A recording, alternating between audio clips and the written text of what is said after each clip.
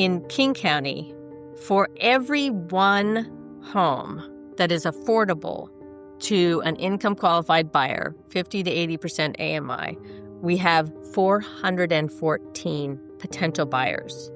This is Hourglass, the podcast for United Way of King County in Seattle. Coming up, a conversation about tackling our housing crisis. United Way of King County recently launched its Bridging the Wealth Gap campaign, which will increase access to financing and capital for homeownership and small business development in communities of color across the greater King County region. In this episode, we will chat with the leader of one of the organizations we're partnering with in our campaign, Kathleen Hosfeld of Homestead Community Land Trust. The Seattle-based organization works to create stability, equity, and opportunity through permanently affordable home ownership. We will also hear about an upcoming event for our Bridging the Wealth Gap campaign and about a local volunteer opportunity. I'm your host, Joe Burris. Thanks for tuning in. Is there a difference between affordable housing and housing that's affordable? Nowadays, the former seems to be another way to describe subsidized housing, dwellings set aside for low-income residents that are funded in part by government assistance. But the latter, housing that's affordable, is often something different entirely. According to 2024 Zillow research, Seattle area homebuyers would need an income of $214,000 a year to afford a typical home in the region. That figure is the fifth highest in the U.S. and the highest outside of California. But it's not just the West Coast. According to a 2024 U.S. Department of Treasury report, more than 90% of Americans live in counties where median rents and home prices grew faster than median incomes from 2000 to 2020. According to a 2024 Money.com report, 19 million American homeowners were spending more than 30% of their income on housing costs. Among that group, 9 million were spending more than 50% of their income on housing costs.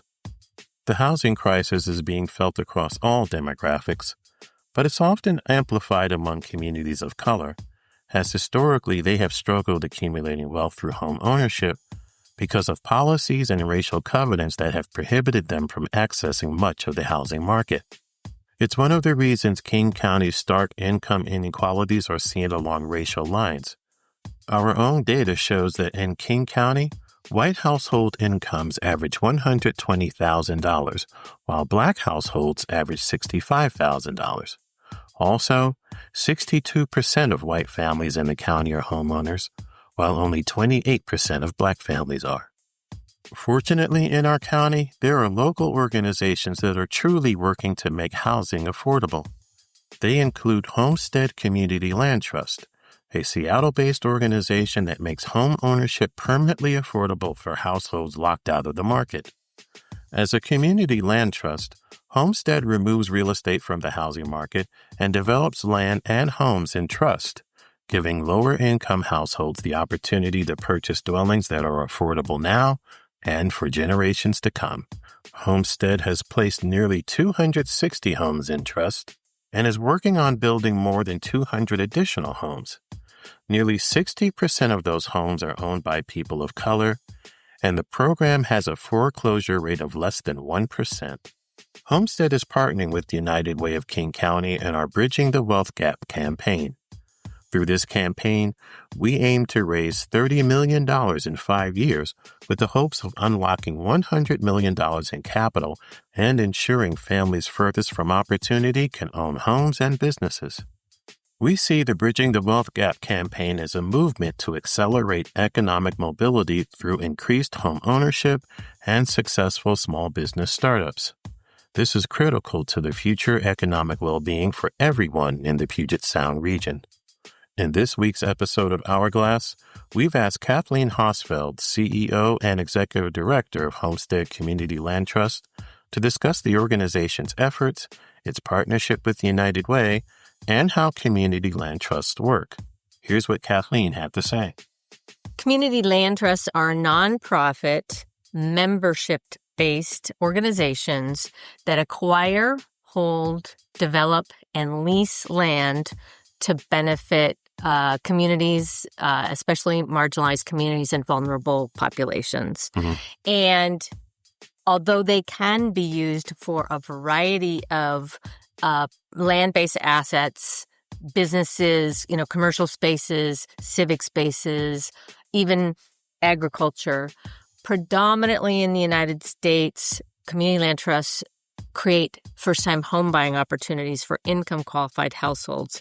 Many of them in small communities also create permanently affordable rental housing because oftentimes community land trusts are the only entity in a geographic area, think San Juan Island, Orcas Island, where anyone is working on affordable housing to serve that community.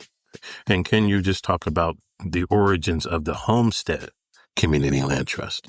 Absolutely. The Homestead was founded in 1992 by 12 diverse citizen activists who were alarmed by what they saw as the wholesale displacement of people of color from the Central District and Beacon Hill. And they formed Homestead Community Land Trust and attempted to pursue a certain type of acquisition of real property, real estate, to benefit communities. That ultimately didn't work. So it was about 10 years before they got their first home in trust back in 2002. But that was the first-time home buying opportunity for an income-qualified resident. And since then, we have acquired almost 260 homes in trust, and we are set to double that number over the next 5 years. Wow. And the first acquisition was Delridge House? Correct. Delridge House. Amazing story. The flamekeeper, Sheldon Cooper, who kept Homestead going all those years, that 10 years when there wasn't anything happening. He had evangelized. He built relationships with a variety of folks, and one of them was a woman named Philippa Nye, and she was part of the Delridge transformation that involved the new library and the Cooper School renovation. And when the library was getting started, she called Sheldon up and said, "Hey, Sheldon, the library is going to displace this single-family detached home. Could I give you this structure? Would you have a place to put it?" And Sheldon found a property within a few blocks. They rolled that house off the foundation where the library is now, rolled it down the street, and hoisted it up on the land where it continues today. And so a great story. We have great pictures of the house being rolled down the street by a bunch of volunteers. That is amazing. Can you talk about some of the other homes that you have acquired? Sure. In the early days, homes came into trust one at a time because we were using a form of subsidy that matched with a buyer to a home, and folks would income qualify. They'd get a certain allowance, and they could go out in the open market and buy a home. And at the time, in the early 2000s, for the first 5 years of the 2000s, that worked really well. Home prices were close enough to incomes that that people could qualify for the subsidy, sometimes $50,000, maybe up to $100,000 of subsidy, but they could qualify for the homes, and we could bring the homes into trust in that way. And we always negotiated with the seller to separate the land and put that in the trust, and then the buyer would purchase the structure of the home with their mortgage. But then as we ran up to this housing bubble of 2008, home prices and incomes got way out of whack. And although we saw a market correction, I'm doing the quotey fingers market correction, home prices and incomes touched briefly in 2012, but then they recovered within 4 years and they kept going. And so that means that median prices of homes far outstrip the incomes of even median price households, let alone income qualified households. Today, we have almost a $500,000 gap between what market rate homes cost and what median income households can afford. So that means that the challenge for our home buyers who are 80% or less of area median income is even more challenging. Right. And it was at the point that we saw this trend occurring that we said, oh, we're not going to be able to work with market rate homes anymore. We're going to have to build those homes and subsidize the prices down to what is affordable. So we made that commitment in 2015, and we've completed now 3 projects and have 9 more new construction projects in our pipeline. So what you're doing now is acquiring land? Yes, and developing new construction, all types of projects. So we've got townhome projects, we've got stacked flat condominium projects, we've got cottage projects. So we are building in Renton, and we've built in Tukwila and Seattle, and we'll be working in Pierce County in the Hilltop neighborhood. We build for the site. We build what the zoning will allow and what the community will support. And so are those homes being built in areas where currently the home prices are comparable to what you're going to be building?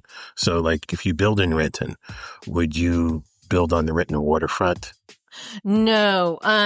So our homes specifically in Renton are on land in the Sunset neighborhood. The city of Renton made a commitment to revitalizing the Sunset neighborhood. It was called the Sunset Transformation Plan. And the Renton Housing Authority gave us land. Oh, wow. Right near the new big park and the library. We built 12 homes in our first phase. We're going to build another 19. And the homes are not priced at market. They are priced at a subsidized rate that is matched by the income of the people we serve. So the home prices are between like $275,000 to $340,000 right now. In the Seattle area. In Renton and Seattle, yeah. Wow. Yeah. There's a trade-off there. I want to be clear that when you buy into our program, yes, you do get a very, very substantially discounted price, and you join a movement whereby you say, I'm going to pay forward that affordable price to the next income qualified buyer. So you build equity. Wouldn't be worth doing homeownership if we wouldn't call it homeownership if you weren't building equity.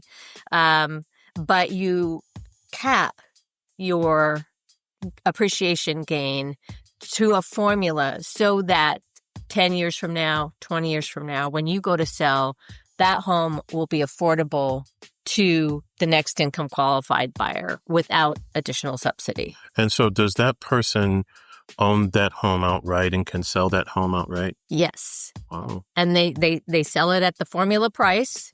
They sell it to another income qualified buyer. And we support them in that process in finding a qualified buyer. It's interesting because I hear about, the issues around home ownership and how much the prices have skyrocketed. And I knew it existed in D.C. where I lived before I came here. I was reading this story yesterday about the same phenomenon going on in Australia. I mean, yes. It seems to be worldwide. Yes. Why are there not more efforts to do what you're doing? Well, it takes capital. Okay. And I would say, and I've said this fairly glibly in the past, but it would take a rounding error on a corporate entity's balance sheet to solve this problem and build affordable, subsidized price homes for all the people that need them. This is an imminently solvable problem. It's a matter of will. But I think some of my colleagues would also say that there's a challenge with this egregious mismatch between the cost of building and then what's affordable. For some reason, and I'm not an economist, so I can't explain this, but there's been a lack of production that's gone on for 20 years now, that the cost to build a home far outstrips what a modest income household could pay. So the for-profit market is not going to be able to meet the needs of income qualified folks like what we serve. And when we talk about income qualified, we're really talking about teachers, firefighters, healthcare workers, nonprofit employees, Right. all the folks that contribute to our quality of life. So it's a really interesting thing. I'd love to hear from an economist why it's true, but it is true all across the United States. It's not just here in Seattle. A lot of people want to lay the blame for all of this at the feet of the influx of high value tech workers. Mm-hmm. And I'm sure that's a contributing factor. And there are other factors as well, because this run up in prices wasn't necessarily, and not every community in Washington State or across the country is a haven for tech employees. So something else going on. That's above my pay grade to know. Well, you and I were talking the other day, and I was telling you that sometimes it seems like there's a difference between affordable housing and housing that's affordable. Right. And you said, it's affordable for whom? Yes. What is the current landscape, and where do you see it heading? Yes.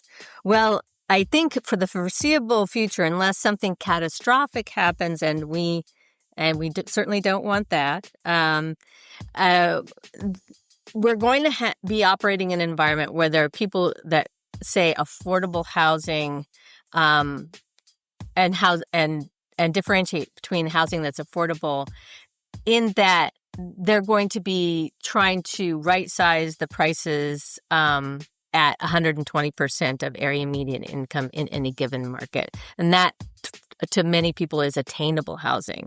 But a colleague of mine, I think, has set the percentage of the population that can't afford that home at least 80%. Oh my goodness. In King County. We publish a report called the Closed Doors Report, and it's closeddoorsreport.com. It's a manual report, but it's also a Tableau dashboard that allows you to look at your county or your city or the whole state and assess the number of buyers in different income ranges, based, and then compare that to the inventory that is available to them in their community that's at the right price point to be affordable. And the challenge for us is that, for example, in King County, for every one home that is affordable to an income qualified buyer, 50 to 80% AMI, we have 414 potential buyers.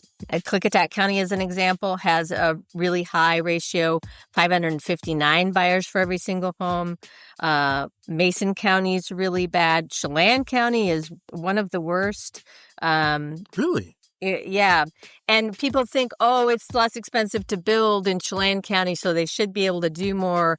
And the research just doesn't bear that out. The cost to build all over Washington State is within a range, within $100,000 across the state.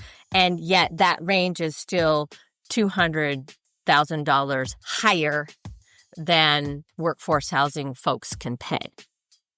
So bottom line, from my perspective, is if we want to get people into first-time home buying opportunities, we need a range of solutions. And that's why new construction of a subsidized homeownership is an important piece of the toolkit, in partnership with the work that United Way is doing of bringing down payment assistance to bear on the purchase. segue to that, talk a little bit about your work with United Way as part of our Bridging the Wealth Gap campaign. Yeah, we were really honored to be part of the team of folks that provided input into the design of the program. We met with researchers and shared all of our closed door report data, shared the case for why an investment in new construction addressing the supply issue was so important to the overall success of United Way's campaign. And we are really excited to be making plans for when new homes are available to make sure that those who are applying for United Way's down payment assistance are aware of the homes that we will have available. We will have 38 permanently affordable homes coming online in first and second quarter of 2026. Mm-hmm. And so those are prime opportunities for folks and we'll be doing the outreach to them this fall to make sure that they're ready to purchase next year.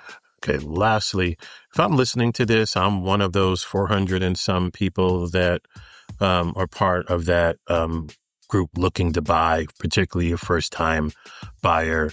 What do I do? Well, the fact of the matter is there's just a limited supply, and it's very challenging. For folks who are interested in buying now, the Covenant Homeownership Program is something that folks should be taking a look at. The Covenant Homeownership Program provides down payment assistance for folks who were affected by essentially unfair housing practices that occurred before the Fair Housing Act was enabled, and folks who were victims of restrictive covenants that were in place all across Washington state. You can go to the Washington State Housing Finance Commission's website and look at the Covenant Homeownership Program and see if you qualify for that. That is a tool that you could use now to consider a home purchase. But if you are if you're one of the 414 looking for that needle in a haystack, find a good real estate broker because you want someone who's monitoring the environment and ready to flag that unicorn opportunity that comes up for you. But you should also be getting some housing counseling, find out what you can pay, find out where you're sitting with regard to the amount of debt you're carrying and how much of a mortgage that you can pay. But if you want to purchase through our program, you would go to homesteadclt.org, look for the homeownership tab, and see if you qualify for our program, and if so, apply. And then you'll get in the queue to hear more about the opportunities that we have open. The Washington Homeownership Resource Center is another great resource for prospective home buyers, and they have other programs and other partners, especially if people within the sound of this podcast are outside of King County or Pierce County. The Washington Homeownership Resource Center has referrals that they can provide to folks in other areas of the state. They are a statewide organization. Awesome. Perfect. Thank you so much, Kathleen Hosfeld, Homestead Community Land Trust. Really appreciate your time. Thank you, Joe. Again, for more information about Homestead Community Land Trust, log on to homesteadclt.org. Join us at the Wing Luke Museum in Seattle on June 12th for Conversations for Change, Building Generational Wealth. Conversations for Change is an ongoing United Way of King County series that allows us and our partners to delve into community issues impacting our county and offer ways on how you can help make a difference.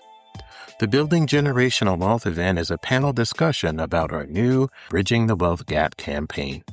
For more information, log on to uwkc.org/events. Do you love food and providing nourishment to local communities? The University District Food Bank is looking for volunteers to help serve food to members of its community. If you have just a few hours a week to give, you can make an impact on people's lives. University District Food Bank has volunteer opportunities Monday through Saturday, with some shifts during evening hours. For more information, log on to udistrictfoodbank.org. At United Way of King County, we are working side by side with communities to build an equitable future for everyone. Hourglass United Way is a podcast that highlights how we and our partners spend time making a difference in our communities. Our work is made possible by the generous donations from people like you. Please send comments and suggestions about our podcast to hourglassunitedway@gmail.com. To learn more about our work or to support United Way, log on to uwkc.org. I'm your host, Joe Burris. Thanks for listening. Until next time.